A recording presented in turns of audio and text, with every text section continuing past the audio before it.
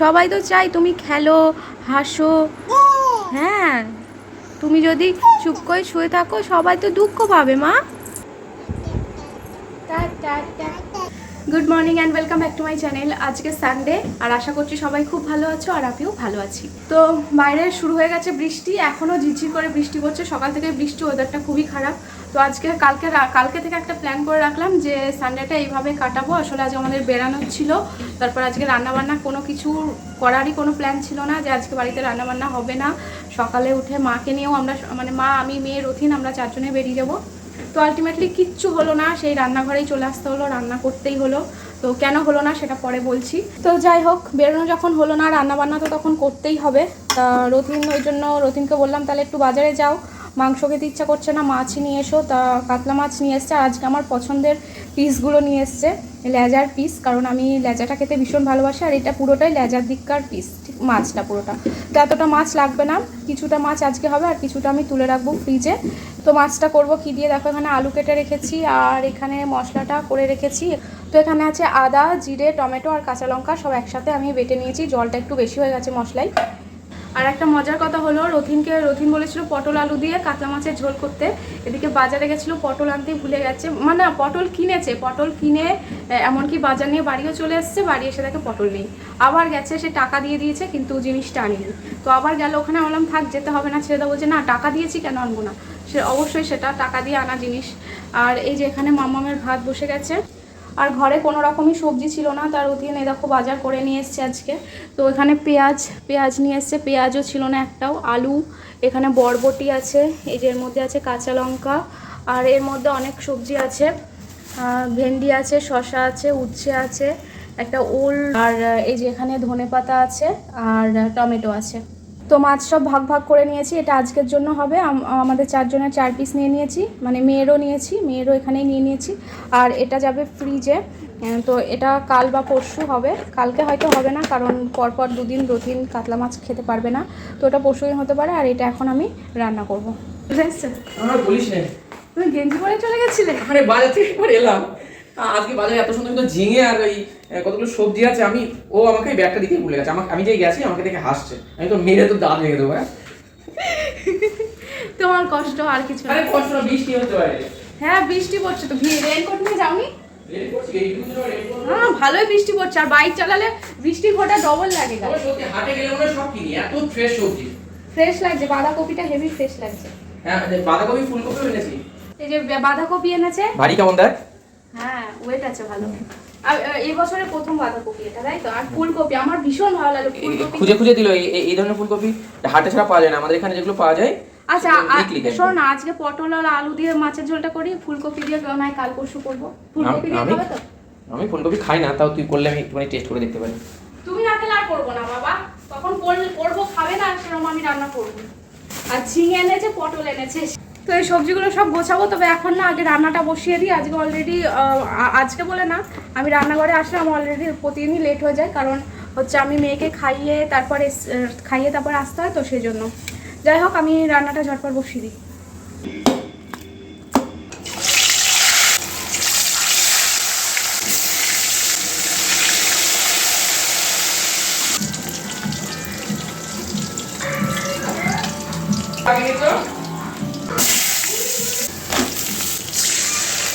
মশলাটা কষানো হয়ে গেছে প্রায়, এবার আমি জল ঢেলে দেবো।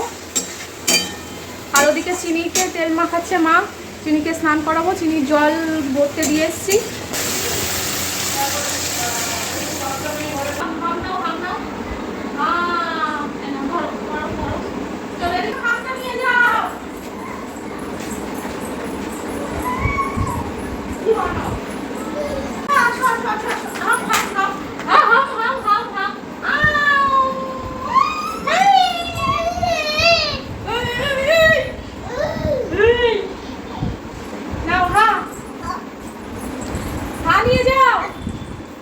খাবা না মা হাম নিয়ে যাও মা।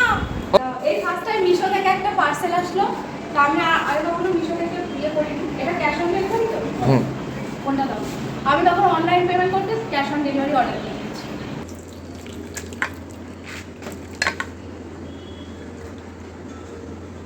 তো তো এই যে মাছের ঝোল আলু পটল দিয়ে পাতলা করে মাছের ঝোল হয়ে গেছে, একটু ধনেপাতা কুচিয়ে দিয়েছি। এটা বড়দির রেসিপি, আমি বড়দির কাছ থেকে শিখে এসেছিলাম। বড়দি এইভাবে মাছের ঝোল করে, খুব ভালো লাগে খেতে। তো বড়দির মতো হবে না জানি, তবে ট্রাই করলাম, দেখা যাক কেমন হয়। তো এখন বাজে 2:45 আর চিনিকে এখন সবে ঘুম পাড়ালাম। ওই যে চিনি ঘুমাচ্ছে ওখানে পাশে, আমি শুয়ে শুয়ে ঘুম পাড়াচ্ছিলাম। আসলে মার কাছে ঘুমাই, কিন্তু আজকে মা ওই ঘরে আছে, কারণ চিনির একটু ঠান্ডা লেগেছে, কাশি হচ্ছে। মা ও ঘরে এসি অন করেছে, তাই ও ঘরে দিইনি, এ ঘরে মানে ওকে শোয়ালাম, আমাকে এসির মধ্যে রাখবো না বলে। আর এই যে সেই সকালের সবজি টবজিগুলো সব এখানে এনে রাখা হয়েছে, কিচ্ছু এখনও ফ্রিজে ঢোকায়নি। রান্নাঘরটা একটু প্যাকড ছিল বলে আমি সব এখানে এনে রেখেছিলাম। তো কখন কি কাজ করবো কিছু বুঝতে পারছি না। আর ওই যে ওখানে একজন শুয়ে আছে, বলছি কখন থেকে বলছি স্নান করো বা মেয়ের কাছে গিয়ে বসো, বলছে মেয়ের কাছে যাচ্ছি, এখন কখন স্নান করবো আমি জানি না। আমার এখনও রান্নাঘর গোছানো হয়নি, দেখো সব ছড়িয়ে ছিটিয়ে রয়েছে, আর সব দিক থেকে অনেক লেট হয়ে গেল। চলো কাজ বাজ সব সেরে নিই, তারপরে স্নানটা করে তারপর আবার দেখা হচ্ছে। তো এখন বাজে হচ্ছে 4:30, আর আমি মাত্র খেয়ে উঠলাম, আর উঠিনও আমার সাথেই খেলো। আর চিনি এখনও ওঠেনি, চিনি ঘুমাচ্ছে। আর খুব আবার মেঘ হয়ে এসছে, মনে হচ্ছে এখনই বৃষ্টি আসবে। তো যাই হোক, এই ছাদে আর যাইনি, এই জামা কাপড়গুলো আমি কাচলাম এখন, তো এখানেই দিয়ে দিয়েছি। এই বেডশিটটাও কাচলাম, আর এত সব কাচলাম, তা সব আমি এখানে দিয়ে দিয়েছি। তো বন্ধুরা এখন বাজে 9:15, আর যেমন ভেবেছিলাম ঠিক তেমনই, চিনির হালকা জ্বর আছে। তো এখন আমি মাপলাম 99.6 হয়ে গেছে। তো এই যে চিনি একটু শুয়ে আছে, চিনির শরীরটা খুবই খারাপ। ওকে অন্য কিছু খেতে চাইছে না, ওকে আমি বারবার একটু দুধ খাওয়াচ্ছি, তা ও দুধ খেয়েছে। একটু আমি জ্বরের ওষুধও খাইয়ে দিয়েছি। দাঁড়াও একবার চিনিকে দেখাই। মাম্মা, ও মাম্মা, ভালো নাচছে না চলিল? ভালো নাচছে না? কই? ওমা ওমা ওমা ওমা, কাশি হয়েছে, মাম্মামের কাশি হয়েছে, জ্বর হয়েছে, তাও উঠতে চাইছে বারবার। আসলে ও খুব ছটপটে, তো ও শুয়ে থাকতে পারছে না। যাই, আমার মা অনেক স্ট্রং, আমার মা স্ট্রং। হ্যাঁ, তাই তাই করো একটু, তাই তাই তাই। তুমি তো ওষুধ খেয়েছো মা, এক্ষুনি ঠিক হয়ে যাবে। বলো আমরা অনেক স্ট্রং, আমাদের অত সহজে কিছু হয় না। হ্যাঁ, তাই তাই করো। সবাই তো চাই তুমি খেলো, হাসো। হ্যাঁ, তুমি যদি চুপ করে শুয়ে থাকো সবাই তো দুঃখ পাবে মা। একটু তাই তাই করে দেখিয়ে দাও সবাইকে, তাই তাই তাই। মামা বাই যায় কয়, তাই তাই কয়। হ্যাঁ, তাই তাই তাই, তাই তাই তাই। হ্যাঁ। তো চিনিকে একটু ঘুম পাড়ানোর চেষ্টা করছি, মনে হচ্ছে একটু ঘুমাবে, দেখা যাক ঘুমাক কিনা। তো চিনি এইমাত্র সব বমি করে দিল, দেখো ওই জায়গাটা করে বমি করে দিয়েছে। তো এমনিতে তো কিছু খাচ্ছে না, শুধুমাত্র একটু দুধ খাচ্ছে, তা সেটাও বমি করে তুলে দিয়েছে। তো যাই হোক, আমি ওকে সব কিছু ফ্রেশ ট্রেশ করিয়ে দিয়েছি, আর ওষুধটা খেয়েছিল, ওষুধটাও তুলে দিয়েছে। চিনি এখন ঘুমিয়ে পড়েছে, আর আমি আবার রান্নাঘরে আসলাম। রান্না তো করতে হবে, খাওয়া দাওয়া তো করতেই হবে। তো কি রান্না করব বুঝতে পারছি না, ভালোও লাগছে না কিছু রান্না বান্না করতে। তো যাই হোক, দেখো আলু আর পেঁয়াজ ভাজা করব, সেই জন্য এরকম আলু আর এখানে পেঁয়াজ কেটে নিয়েছি। এই দিয়ে রুটি খেয়ে নেবে আজকে।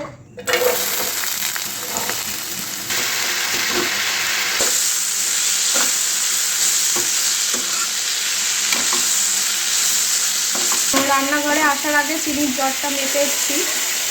তো জ্বরটা ছিল 98.7, জ্বরটা কমেছে, কিন্তু ওই বমিটা করে দিয়েছিল, তো ওর সাথে ওষুধটা উঠে এসেছিলো। তা আমি ভেবেছিলাম মনে হয় যে জ্বরটা যাবে না, তা যাই হোক দেখলাম জ্বরটা কমে গেছে।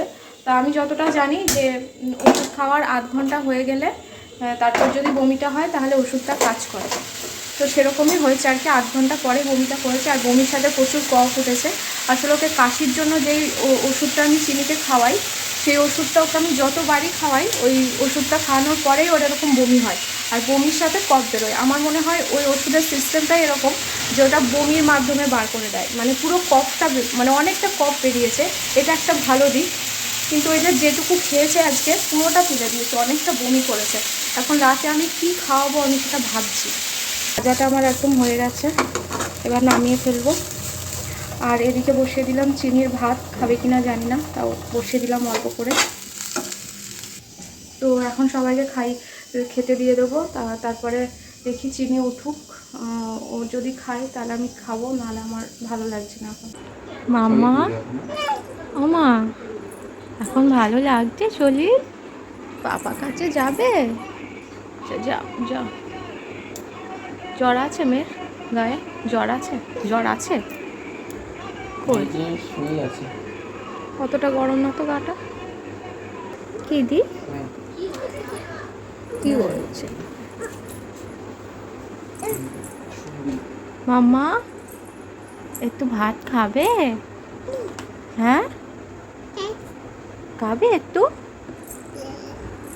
ও মা কি বলছো? বয় বয় কি?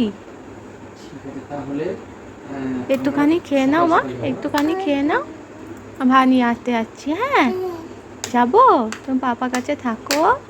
তো এখন বাজে রাত 1টা। এই দেখো আমাদের মামাম আর ওই যে রথিন, আমরা 3জনেই জেগে আছি। কি আমার মা এখন ভালো আছে? আমার মা, আমি খুব ভয় পেয়ে গেছিলাম মা, আমি খুব ভয় পেয়ে গেছিলাম মা। মামা এখন ভালো লাগছে? তো এতক্ষণ দেখলাম মেয়ে কোনো জ্বর আর আসেনি, সে একবারই জ্বরটা এসেছিল, তা ওষুধ খেয়ে এখন ঠিকই আছে। থার্মোমিটারটা নিয়ে ঘুরছে, আর আমি থার্মোমিটারটা কিছুতেই দিতে পারছি না, বারবার সরিয়ে দিচ্ছে, চেক করতে দিচ্ছে না, তবে গা গরম নেই। সবাইকে বলে দাও আমি ভাইও আছি। হ্যাঁ তোমরা ভাইও আছো তো? সবাইকে বলো এখন কিন্তু সময়টা খুব খারাপ, সবাই সাবধানে থেকো। বলে দাও মা। যা ডুব হয়ে গেল, যা যা যা দা দা দা দা। সবাইকে বলো তোমরাও থার্মোমিটার নিয়ে ঘোরো আমার মতো, কখন জ্বর চলে আসবে ঠিক নেই। এই বুড়ি পাকা বুড়ি, মাটা এই পাকা বুড়ি, আমরা 3জন মিলে সিনেমা দেখছিলাম, তাই না মা? আই খুকু আই। এক্ষুনি সিনেমাটা শেষ হলো। তো অনেকদিন পর একটা সিনেমা দেখলাম, মানে ও তুমি আসবে? আচ্ছা আচ্ছা। আমাদের ঘরটা পুরো সিনেমা হল হয়ে যায়। হ্যাঁ হ্যাঁ মানে সেই প্রেগনেন্সি টাইমে দেখতাম, রাতে ঘুম আসতো না, তা রোজিন রাতে একটা করে সিনেমা চালিয়ে দিত, সেই সিনেমাগুলো দেখতাম, আর তারপর কমপ্লিট করে আবার একটা চালাতাম, এইভাবে রাত কেটে যেত আমাদের। তারপর মেয়ে হওয়ার পর আজকে একটা সিনেমা দেখলাম, প্রায় 1 বছর পর। কি সিনেমাটার নাম? আই খুকু আই। আই খুকু আই, প্রসেনজিতের সিনেমা। প্রসেনজিতের হেভি লাগলো সিনেমা, প্রসেনজিৎ দারুণ লাগলো সত্যি। অনেক দিন পর একটা বাংলা সিনেমা দেখলাম, এত ভালো লাগলো, স্টোরিটা খুব ভালো লেগেছে। মাম্মা টুটু, আমার মাও দেখছিল সিনেমাটা। যাই হোক এখনও মানে টেনশনে আছি, জানি না মেয়েটার শরীরটা কত দূর কি যাবে। এখন সময়টা খুবই খারাপ, আমাদের পাশের ফ্ল্যাটের দিদির মেয়ের জ্বর হয়েছে, আজকে প্রায় 10 দিনের কাছাকাছি হতে চললো, এখনও জ্বর সেভাবে যাচ্ছে না, আর যদিও বা জ্বরটা যাচ্ছেও কিছুতেই খাচ্ছে না।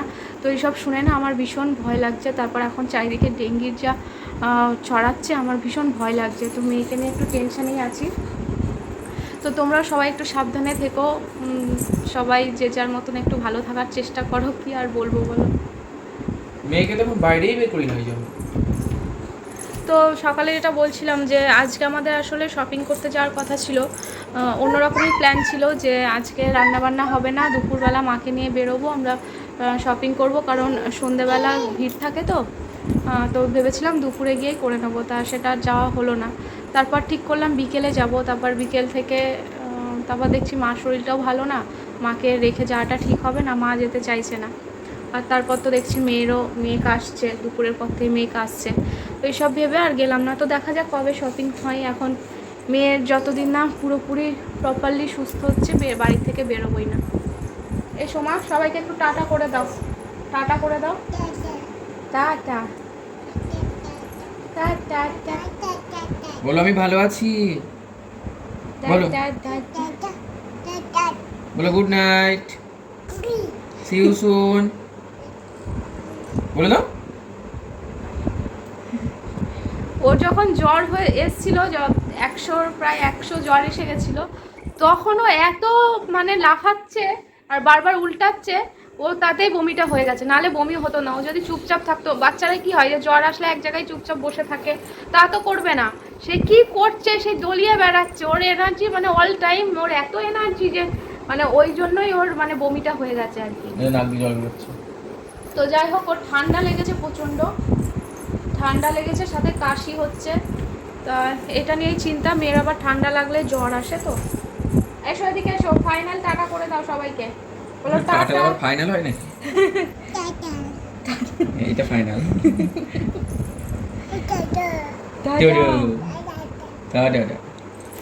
Tata, bye bye. তাহলে গুড নাইট। বলে এইসব বলতে এখনো শিখিনি আমি। বলো টাটা। বলে খুব তাড়াতাড়ি শিখে যাবো, তখন অনেক কথা বলবো। চলে এসো মা, আমার কাছে এসো।